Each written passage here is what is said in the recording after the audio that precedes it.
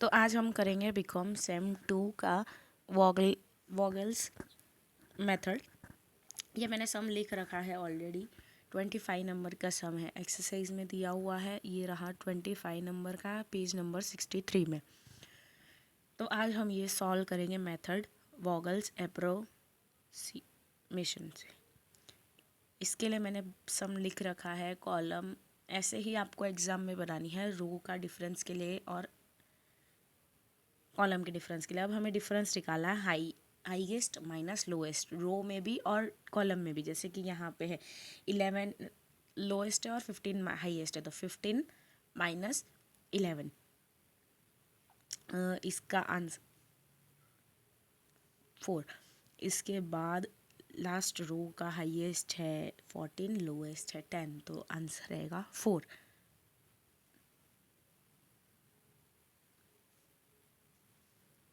इसके बाद हमें कॉलम का डिफरेंस निकालना है। कॉलम के डिफरेंस जैसे हमने रो का निकाला वैसे ही पूरी कॉलम का डिफरेंस निकालना है।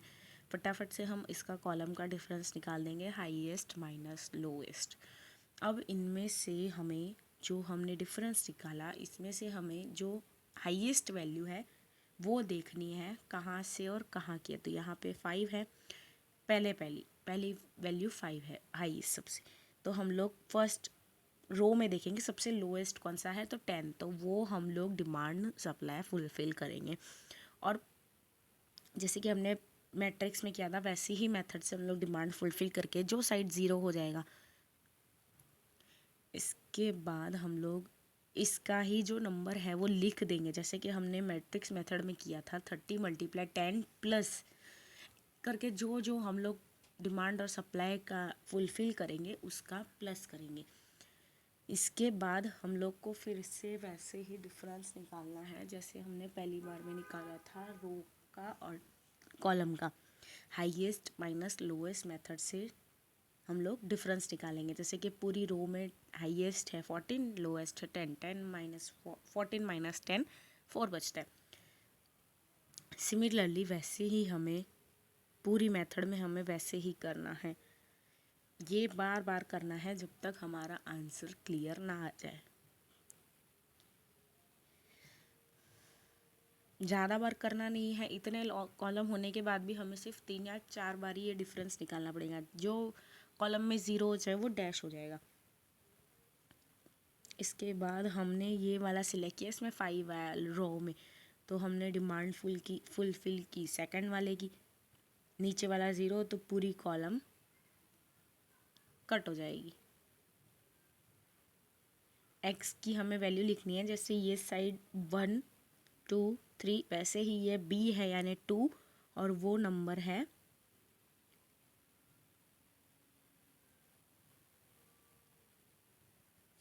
6, इसलिए हम लोग x2 6 लिखते हैं। ये आपने पहले सीखा होगा 12th में या बीकॉम सेम 1 में भी।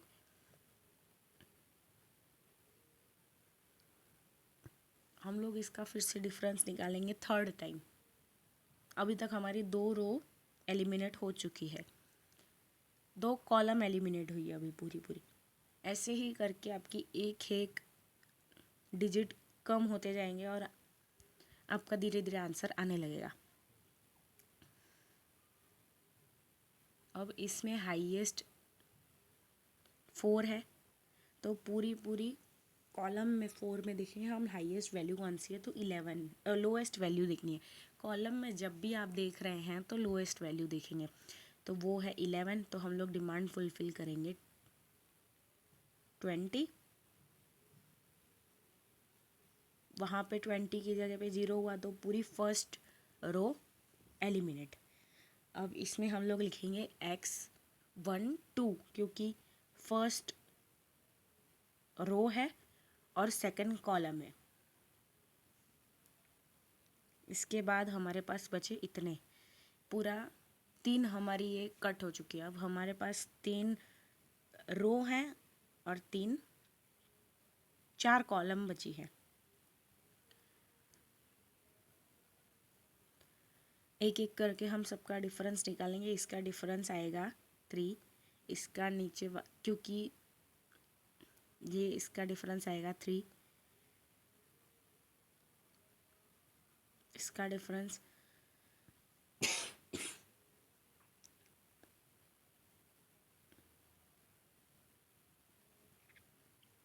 इसका डिफरेंस आएगा 3,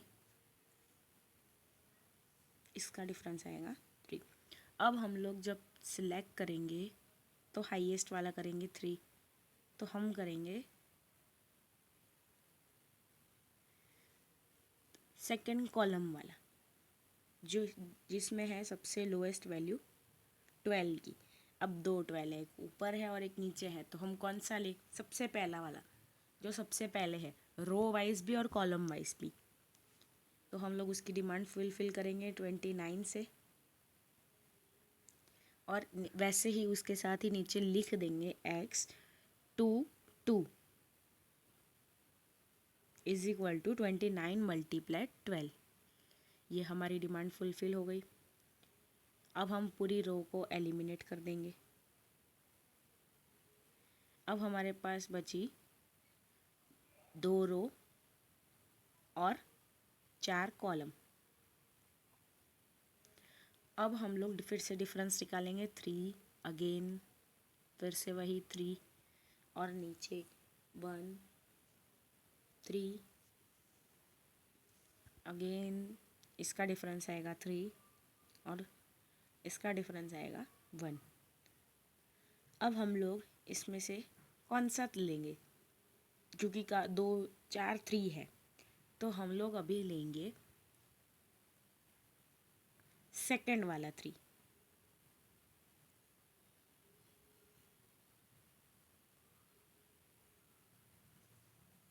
इसमें से सबसे स्मॉलेस्ट वैल्यू है 11 की,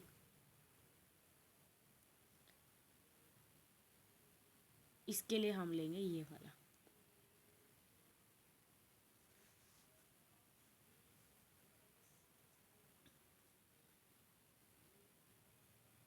तो हम लोग अभी इसमें से 31 एलिमिनेट करेंगे।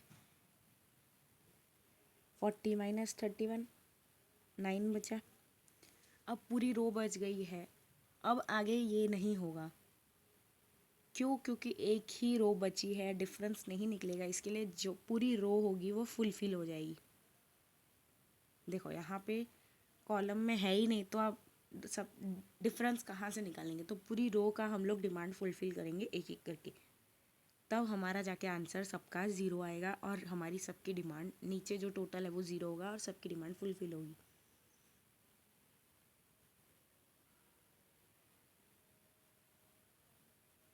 जैसे हमने मैट्रिक्स में या मेथड में किया था, वैसे ही इसमें हम सबका डिमांड फुलफिल कर देंगे। और इसके साथ इसका साथ में नीचे लिखेंगे भी x31 x32 x33 x34, और नीचे वाला जो रह गया x4 4।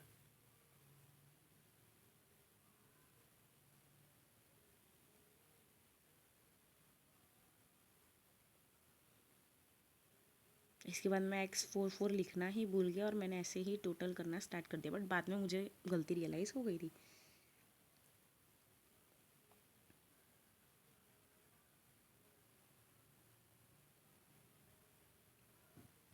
मैं इसके लिए वीडियो में काट नहीं रही हूँ, मैं डाल रही हूँ क्योंकि इसमें ये दिखाया है कि कैसे ये सॉल्व करना है।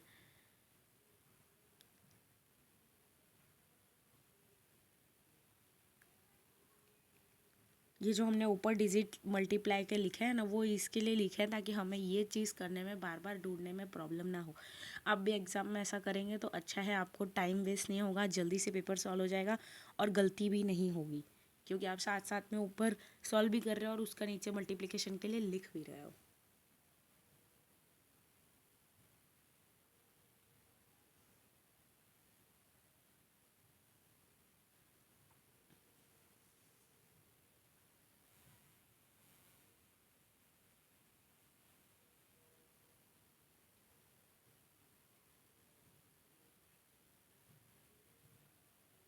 ये लास्ट वाला जो मेरा रह गया था 341, इसके बाद आंसर आ जाता है 2112।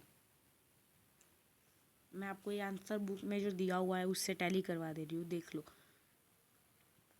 ये हमारा आंसर आ गया है। Thank you.